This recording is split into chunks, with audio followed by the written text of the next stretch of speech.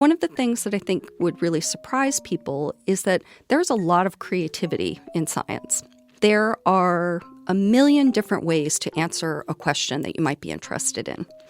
And you can, for example, you could use genetics to answer a question. You could use protein structure to answer a question. You could use computer simulations to answer a question. You can use mathematics. There's no right or wrong way to answer those questions. Hello, and welcome to our podcast, PNRI Science Mystery and Discovery, where we go beyond the jargon to dig into the passion and people behind the science. I'm your host, Jack Faris, CEO of Pacific Northwest Research Institute, a 68-year-old genetics and genomics research institute in Seattle. I'm also a regular guy. Dad, no, you are not a regular guy. No. Oh, boy. Now, here we go. That's my daughter, Anna Faris, who's going to help me out, so to speak, with this endeavor. Anyway, I say I'm a regular guy who happens to spend his days around really smart people. And I'm here to interview PNRI's brilliant scientists to share what excites them about genetic research, what inspired them to become a scientist, and what are those myths that we would love to bust about science. Join me and Anna as we dig into the mysteries that may very well hold the key to our future health breakthroughs. Dad, that was great. Oh. I'm really proud of you. Dr. Aimée Dudley, patients plus researchers equals strength. In this episode of PNRI Science Mystery and Discovery, my dad Jack interviews PNRI Senior Investigator Dr. Aimée Dudley, who teaches us all how yeast can tell us important things about humanity. Who knew? Now Dr. Dudley uses yeast to pinpoint which genetic variants cause urea cycle disorders, which are life-threatening to newborns. She works closely with the families and has learned about the incredible passion of rare disease moms. After hearing about them, I want to meet them too. These parents bring their extraordinary passion, but it's combined with deep knowledge of the genetic research and also with keen observations of their particular child's situation. It makes them full partners in the breakthroughs that we're working to achieve in the scientific enterprise. So please settle into your comfiest chair and enjoy the awe-inspiring power of science.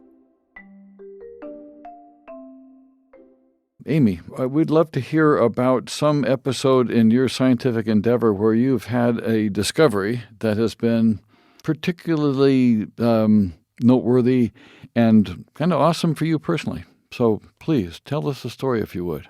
I guess it would have to be when I was a graduate student, as I was finishing up the end of my graduate studies. So I was working in a lab on my own research project. One part of my graduate work focused on trying to understand how a specific protein complex turned genes on and off.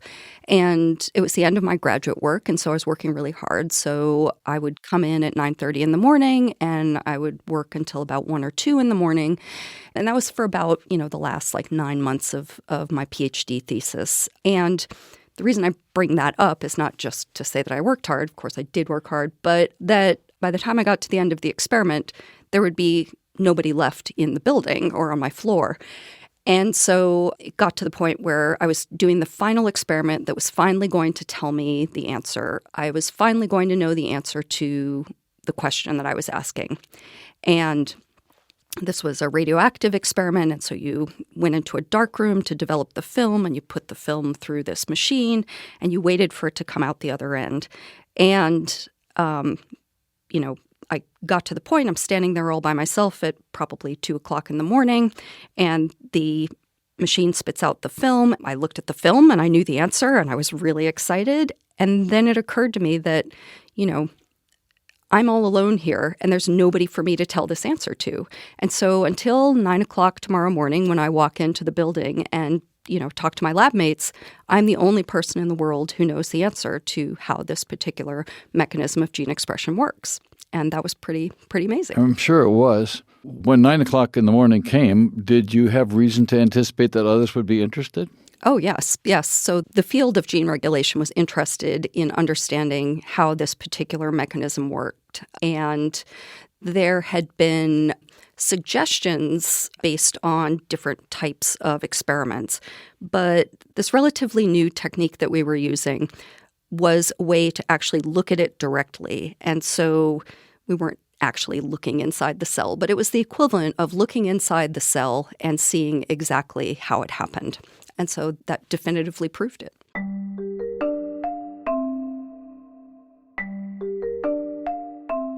What does it mean when a gene is turned on? That's a great question. So each of our cells and each of the cells in any living organism has DNA, and that DNA does something. So what that DNA does is we say it encodes all of the components that you need to build a cell and to operate a cell. And so in order to get from DNA, so the DNA molecules that you have in all of your chromosomes, to a working cell takes the coordinated expression of thousands and thousands of different molecules. And those molecules have to be made at the right time, in the right amount, and brought to the right places. And so when we say that a gene is turned on or turned off or expressed, it means that that DNA is converted into RNA, and then often that RNA is converted into a protein. And so there's a whole set of complicated machinery that the scientific community is still figuring out that makes all of those processes happen. And so the part that I was studying when I was a graduate student was how DNA gets turned into RNA, and specifically how it gets turned into RNA that happens at the right time, in the right place, and under the right conditions. And do these dynamics within us, do they take place in mundane behaviors like, for example, shooting a basketball, which I used to do often but no longer do? Or are they more kind of developmental, as my 4-year-old grandson begins to lose his baby teeth and replace them with the teeth for the long haul? Yeah, so it's absolutely all of the above. So the DNA inside each of your cells is making all of the components of your body. It's performing all of those functions. So, for example, when you're playing basketball, you need energy, and you need to make sure you have the right balance of water, but also in terms of development, everything from, kind of the first cells that form a human embryo all the way up to the time we die, our bodies are growing and our cells are dividing and changing shape and form in terms of development, and all of those things have to happen at the right time, in the right place, and in response to the right cues.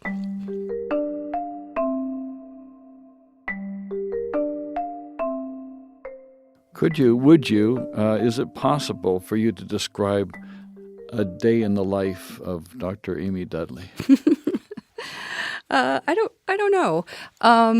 So, one of the things about the day in the life of a scientist who's, actually working in the lab at a bench or at a computer, I think one of the things that would surprise people, because we think about science as it's a rigorous set of ways in which you approach things, come up with a hypothesis, and you test the hypothesis, and you analyze things. And so science is rigorous in that kind of way. But one of the things that I think would really surprise people is that there's a lot of creativity in science. There are a million different ways to answer a question that you might be interested in. And you can, for example, you could use genetics to answer a question. You could use protein structure to answer a question. You could use computer simulations to answer a question. You can use mathematics. There's no right or wrong way to answer those questions. Sometimes there are more elegant solutions, and sometimes there are what we call brute force solutions. So an elegant solution might be devising the exact right question, setting up a cell in exactly the right way to let the biology tell you what the answer is. And sometimes there's a brute force way to do things. So setting up what we call a genetic screen, where we're going to look at thousands and thousands and thousands of cells and find the ones that are performing a certain process in exactly the right way. So sometimes you can get there by brute force, sometimes you can get there elegantly, and there's no value judgment in doing it either way. Well, it does seem to me that, listening to you talk about the scientific method as we use that in the general sense, that is, if not a myth, it's at least limiting in that it does suggest a kind of a particular pathway which doesn't rely upon very much of a dimension of creativity. I wouldn't say that, actually. It's very easy to become enamored of your own theories. So, you read the scientific literature or you talk about things with your colleagues and you think, wow, I bet I know how this works. And that's great. But the next step in that is to test that hypothesis and to test it rigorously. So we might devise an experiment that tests whether or not a cell performs the function that you thought it did based on your reading. But you also have controls. And you have positive controls, so controls that show that the experiment, the test that I'm doing is working the way it's supposed to, just generally, not related to the question I'm answering. And you have negative controls. Would this thing that I'm testing happen just by chance some percentage of the time? And if those controls show you that the test that you did isn't supportive of your hypothesis, you could follow it up to make sure, and you should follow it up to make sure that it's right. But then you really need to move on, right? And so just because your theory is elegant and you're really excited about it, maybe because, you came up with it and you think it's a great idea, that doesn't mean that it's true. And we're always after the truth in science.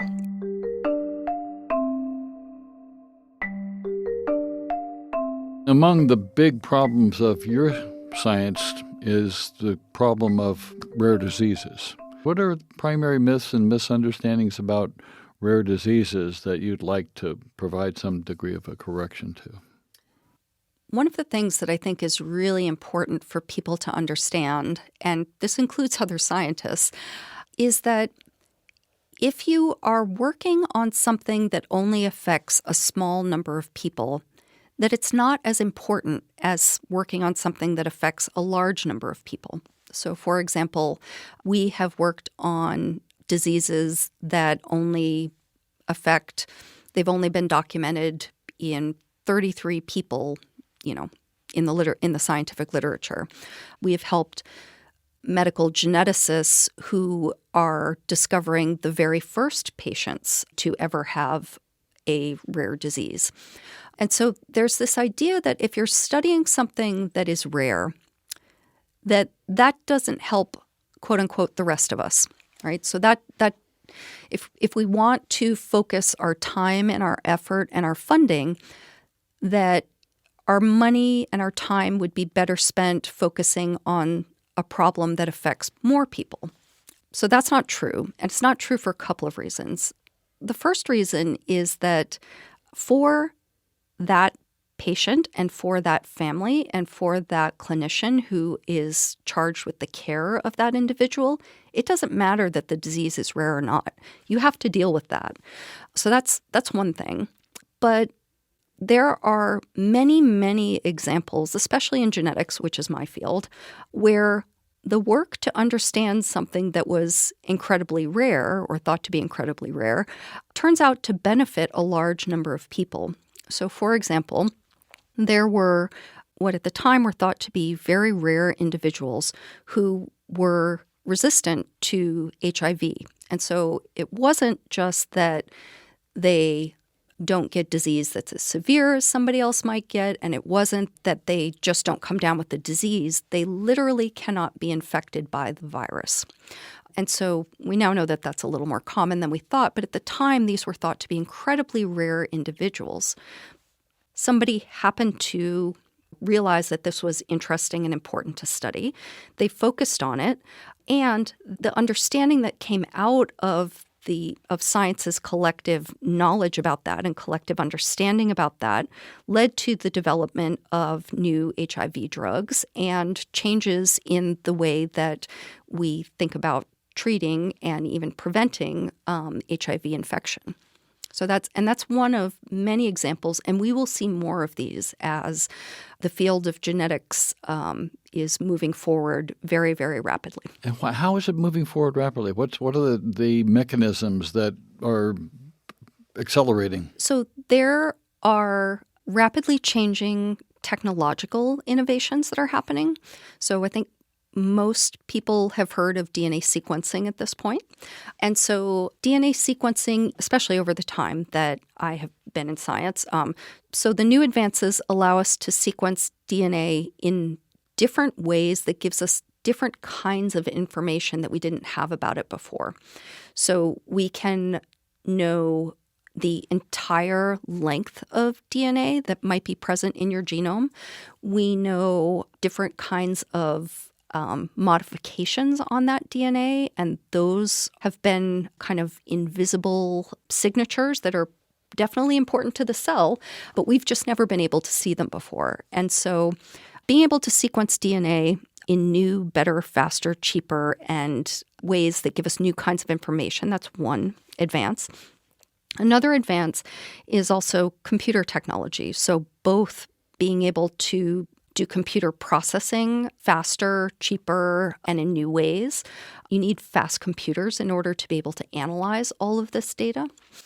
There have been advances in both computer technology and DNA sequencing that have the potential to democratize DNA sequencing. So, for example, we now have devices in our labs that you could hold in your hand, and those can do the sequencing that it used to take a building full of people to do. And in fact, they can do things that you just couldn't do before.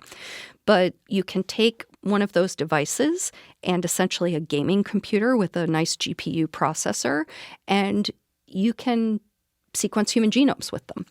And you can sequence human genomes with them really quickly. You are making these discoveries in your teams with these advanced technologies and advanced computing abilities. The same thing or similar things are happening at laboratories and institutes around the country, around the world. What's the importance and value of how that new knowledge is disseminated and received and used by other scientists? So I think there are two things to point out about that. The first is that there are many collaborative efforts that are gathering, for example, 1 million whole genome sequences of individuals who have decided that they would like to participate in biomedical research in a way that's different than what I've been talking about by saying that you have my permission to sequence my human genome, and you have permission to access for the purpose of research in an anonymous and protected way my medical records, my Fitbit. And so these are things that people can opt into. One of the things that has also changed over the course of my lifetime is not only, of course, the advent of social media and the ability for us to communicate and, for example, people to find people with commonalities. So, for example, many of the rare disease communities, they're able to find each other now through social media. And the other thing that has really changed a lot is people's relationship to privacy and kind of what privacy means. So my parents and my grandparents' view of privacy and what you might or might not allow somebody to access in a protected, anonymized way for the purpose of biomedical research would be very different than what my children would be willing to post on their social media accounts, for example. And so that's one thing that's changed. But another thing that's changed is enabling our ability to collaborate. So I now have the ability, with the advent of the internet and social media and email and Zoom, being able to communicate quickly and easily with the world's experts on whatever problem we happen to be studying. And this is really moving science forward. You really can't underestimate the advances that you can make when you can just hop on a call for 15 minutes with the world's expert in X.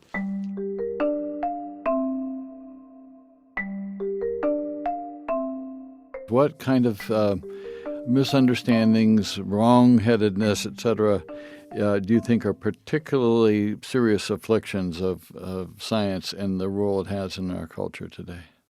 One of the really big problems is the distrust of science and the distrust of scientists. And that has become a particularly critical problem as a result of the pandemic and the politicization of things like vaccines or scientific research.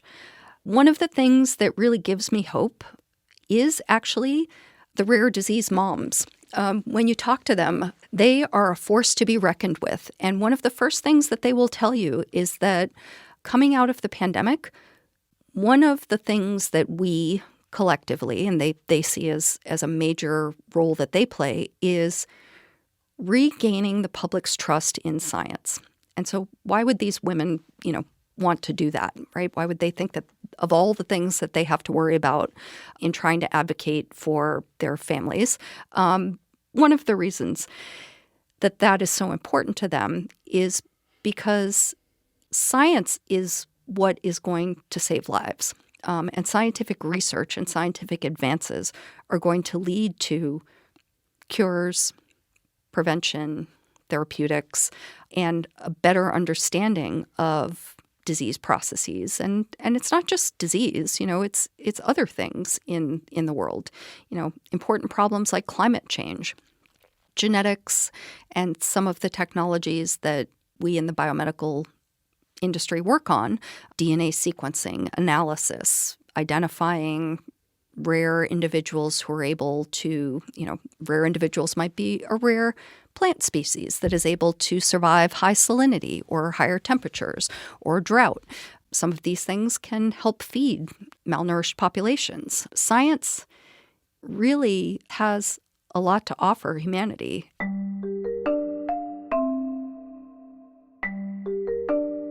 I've been thinking, listening to you talk about the rare disease moms who are deeply engaged, very well informed, and passionate.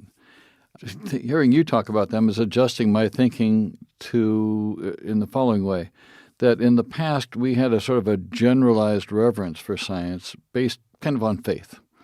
Science is good, and often it came along with the conviction that, well, I don't have what it takes to be a scientist, but I'm glad those people are there because they're able to come up with polio vaccines and public health measures and do other things, cancer treatments. But the rare disease moms, it seems to me, have a higher level of attachment to a conception of science based on educated trust. So it's not just a blind faith of a sort. They have invested time, energy, and passion in learning more and more and more about the situation of their children and the way in which science has the prospect of helping them. So I would invite any further thoughts on that. I couldn't have said it better myself. That is exactly right. I recently had the privilege of attending my first family meeting. It was the National Urea Cycle Disorder Foundation's family meeting. And it is a rare privilege for somebody who does basic laboratory research. So we don't work with patients, right? I'm not a physician. I don't have patients come into my clinic. I'm a yeast geneticist. We work at the bench. But our work can benefit people with these particular rare diseases that we work on. And it was, it's an honor and a privilege to be able to meet people and to be able to talk with families and patients.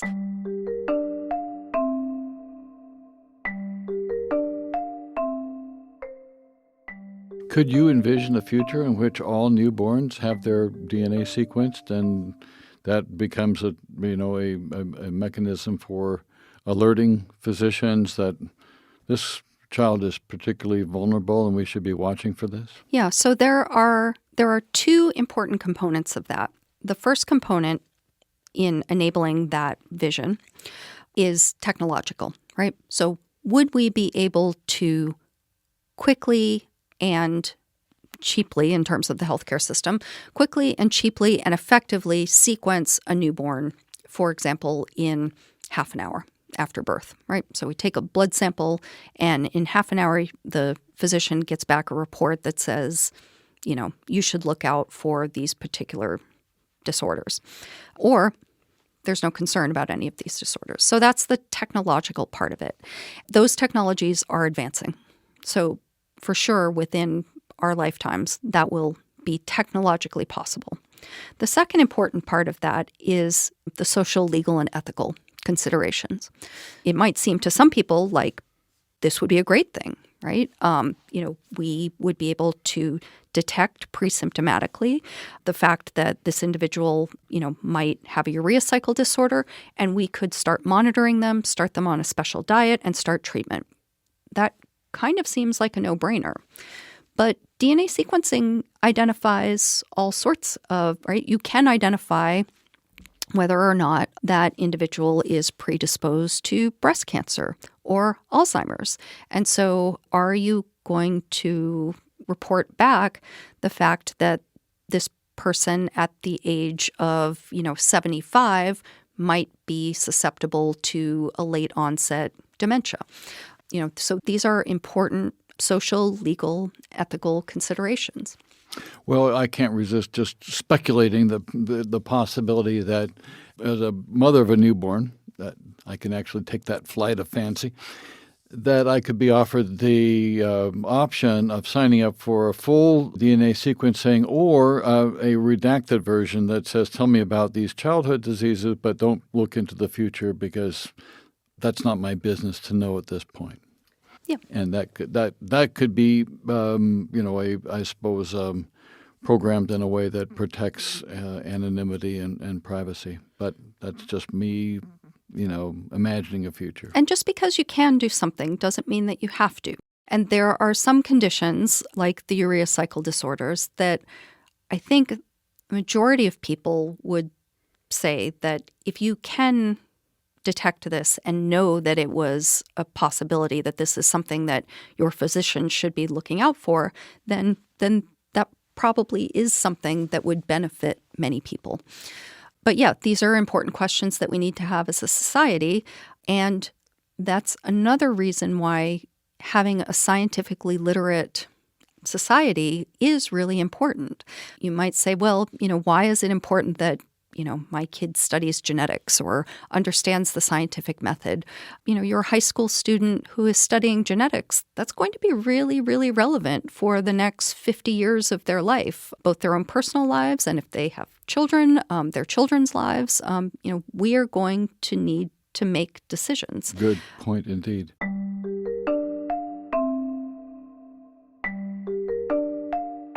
So the frontier of science, and in particular the frontier of understanding, treating, and potentially preventing rare diseases. You're able to move forward, as I understand it, because of a fairly novel and recent team relationship between scientists like yourself, clinicians who treat patients, and the parents who are so deeply invested in advocating for their children and their families. Can you tell us a little bit more about how that operates and why that's so important? Yeah, that's a great question, Jack, because this really is an important tool in moving forward the research in really powerful ways. So you would imagine that if we as technologists, right? So my lab has expertise in a certain technology, and we're able to apply it to specific rare diseases. So that's great. And we could proceed forward, use our technology, make some discoveries, publish papers, get it out into the scientific literature, and that would be great. That would be success. I would get my grants renewed, and we would publish papers, and graduate students would get jobs, and that is success in my world. However, if I said to you that we decided to start working with clinicians who actually see patients with these disorders because we believe that that's going to move the science forward in new and important ways. That wouldn't be surprising to you, right? Because they're clinicians, they know a lot about the disease, and they have access to patients, and that all kind of makes sense, right? And so that made sense to us too. And so in the early stages of the project, we were put in contact and started a close collaboration with a set of clinicians at Children's National Hospital in Washington, D.C. And those clinicians realized that this new technology was going to be so powerful for advancing research on, in this case, the urea cycle disorders, that they were really committed to this collaboration. So as busy as they are, we meet every 2 weeks and have done for over 3 years. And as part of those collaborations, sometimes we make a discovery and we present data, our kind of large-scale, high-throughput data to the clinicians. And there have been moments, kind of eureka moments, where the clinician, and this is somebody who, has studied this disease, their whole career, and they see 100 patients with this disease, says, wow, we've always suspected this particular thing that your data now shows, but nobody's ever proven it before. And so that's really great. That shows you that, this is an important discovery. The part of it that is maybe not so obvious is the fact that it's also really crucial in this collaborative model that we have to include the patient advocacy groups. And so those could be patients, those could be patient families. In the case of the disease we're studying, it's usually the families because these are usually children, but the patient advocacy groups. And so for somebody like me, that seems like a nice to have, but it wasn't exactly clear to me at the beginning how that patient advocacy component was going to actually advance the science. I was very, very wrong about that. Within the patient community, these are, of course, people who are living, eating, and breathing this disease every single day, all day, every day. And they are also scientists. They are making observations. And, for example, in the case of this particular disorder, there are several triggers of what will cause a metabolic crisis in these individuals, in people with the disease. There are also treatments that work better or worse for different people. And there are symptoms that these individuals with these diseases have. And the patient advocates are, the families are observing these in real time, all the time. And that's a really valuable source of information from educated people who are, in their way, experts in these diseases.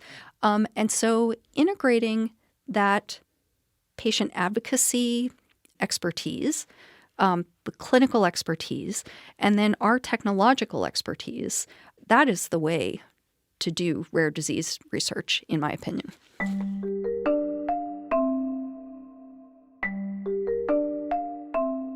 One of your colleagues at PNRI noted recently in a conversation that I had with her, the study of rare diseases, far from being peripheral and kind of lagging behind the mass of biomedical research, is actually leading at the front because of innovations like the ones you've just enumerated. I would invite your comment on that because it goes back to the point made earlier that just because something is unusual, it doesn't make it not significant scientifically. In fact, it may well be that it is particularly significant scientifically, as well as, of course, in human terms. So your thoughts about the leadership role of rare disease research?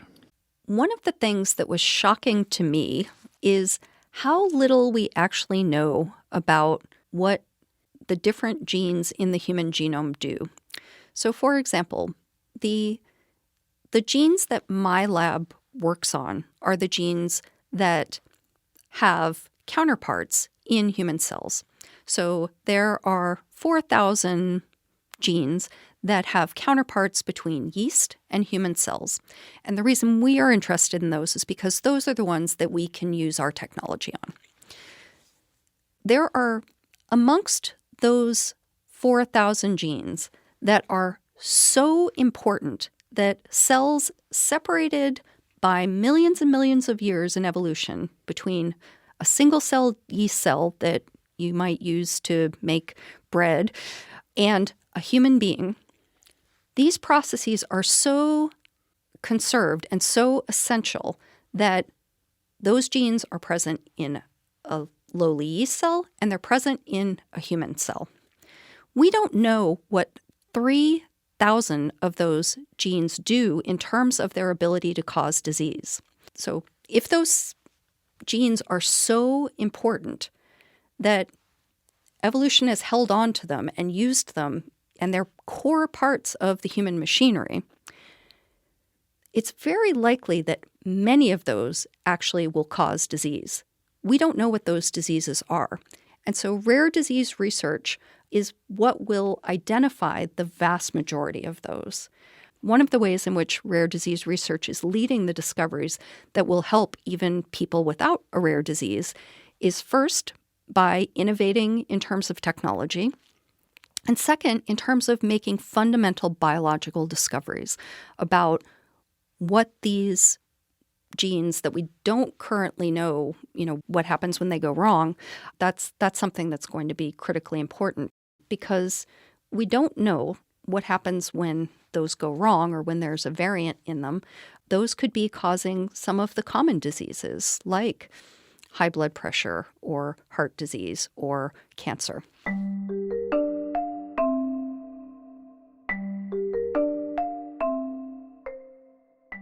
Imagine yourself in fifth grade again. What's the journey from that point in time to becoming a full-time, serious, even driven scientist? I was somebody who wanted to be a scientist from the time I was 3 years old. And nobody really knows why. I was just kind of a weird little kid, and now I'm a weird little adult. But yeah, nobody in my family was a scientist. I didn't know any scientists. I just, for whatever reason, it just fascinated me. And so I worked really hard in school. My parents were professional people. My dad was a teacher, and my mom was a developmental psychologist. But everyone in my family was really proud and excited about the fact and supportive of the fact that because I was smart, that meant that I would be able to go to college, and there was just never any question about that. I had a full academic scholarship to the University of Massachusetts at Amherst, which was my state university. And one of the great things about being at your big state university is that there are a lot of opportunities to do research. And so I had a teacher, and I think as part of my program, I had to do some additional honors work or something. And I asked him, well, could I write a term paper or something like this? I don't remember what I asked. But he said, well, I don't really want you to do that, but you could come in my lab and work in my lab. And so I started working in his lab, and he happened to work on something that was related to how cells have evolved. So how the cells in certain kinds of plant and animal cells, like how did those originally evolve from the primordial soup billions of years ago? And so I became really scientifically interested in that question. And because I was interested in that question, I wanted to work on a part of our cells called the mitochondria. And so mitochondria are the powerhouses of the cells. And so I went to a lab that studied mitochondria in yeast, and that was when I was about 20 years old. And I've been working on yeast, which is my favorite model organism, ever since. And one of the great things about working in that lab, when I worked in that lab as an undergraduate researcher, people might think, because I told you that I wanted to be a scientist from the time I was 3 years old. I've always known I wanted to be a scientist. And so you might think that that journey went really smoothly because I knew what I wanted, I had it all figured out, and, it was just a straight journey from A to B. But of course, it really never is. I made all of the mistakes and had all of the growing pains that any kid does. And I was working in this lab, this yeast lab, as an undergraduate, and I was working under this really great mentor. Her name was Jennifer Pinkham. Jennifer was she was a fantastic mentor. She never had kids herself, but she used to always tell me that, there are lots of ways to reproduce yourself. And so she really took on this mentoring role very seriously, and she mentored a lot of people who have gone on to become scientists and MDs and vets.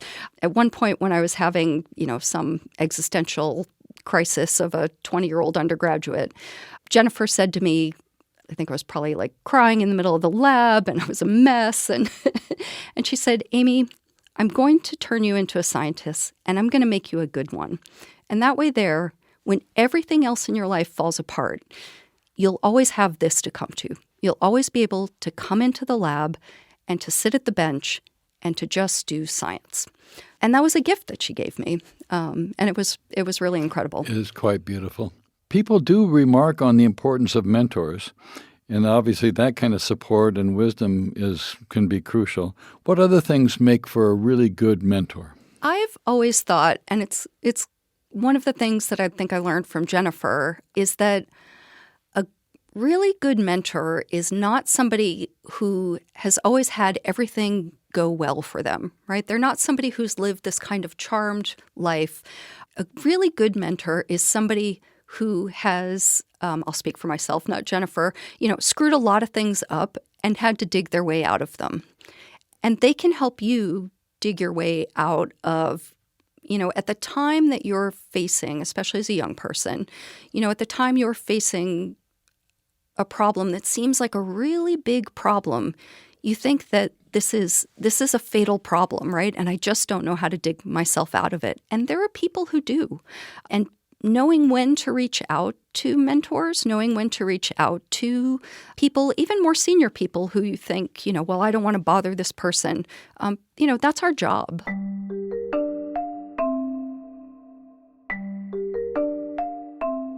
What would you say to a parent who realizes that her 3-year-old has a strong inclination towards science? How would you advise them? I mean, I would, of course, encourage them to be supportive and encouraging. Science is, in some ways, so accessible now. I mean, we have the internet now. We have ways to research things that are not limited in, kind of the go to the library and look something up in an outdated encyclopedia kind of way, right? And science moves so quickly now. So it's really an amazing and exciting time to be in science. But one of the other things that I think is surprising about science to people who aren't actual scientists is that in addition to the fact that there's a lot of creativity in science, there are a lot of ways to integrate other things that you're interested in into science. People might be surprised to know that, there's a lot of art and a lot of photography and a lot of computer programming. Maybe that's not so surprising. But if your child is really interested in art or really interested in, some kids really like looking under the microscope. Some kids really like, manipulating chemicals. Some kids really like blowing stuff up. And so all of that has a place in science. So one of the things that I would really like to see educators do is to encourage kids, for example, who are really interested in photography or 3D printing or, who really like to develop apps or blow stuff up, to encourage them to use that as a hook to excite kids about science. The other thing that I think is really surprising about science to a lot of people is how collaborative it is, right? One of the myths about science is that, you have this genius working by themselves in a lab and somebody who, kind of looks like Albert Einstein in a white coat, is just so bright. And that's how science is pushed forward because individuals working alone through their sheer genius are making these discoveries. And that couldn't be farther from the truth. Science is really collaborative. And even though a lot of us are introverts, it really is a highly interactive, a highly collaborative process. We're always talking to other scientists In my lab, we're always working together on projects. So we'll have somebody in my lab who is particularly good at analyzing protein structure. And they're working together with somebody who has 20 years of experience doing yeast genetics, and with somebody who is an expert at statistical analysis. And they're all constantly working together on a collaborative project to jointly solve some big problem. That's inspiring to think, and I think all of us who have been listening to you are grateful that there was a 3-year-old girl who decided this is what I want to do. Thank you very, very much, Aimée. Thanks, Jack. Thank you for joining my father and me for this episode of PNRI Science, Mystery, and Discovery. To learn more about PNRI and get connected to our groundbreaking science, go to pnri.org/connect. We would love for you to join us for a tour of our labs or a virtual event with our scientists. Thank you for listening, and we hope you're inspired to learn more about genetics and chat with your friendly scientist neighbor. I'm your host, Jack Faris, CEO of Pacific Northwest Research Institute. I'm also a regular guy. Dad, what do you think? How'd I do? Better.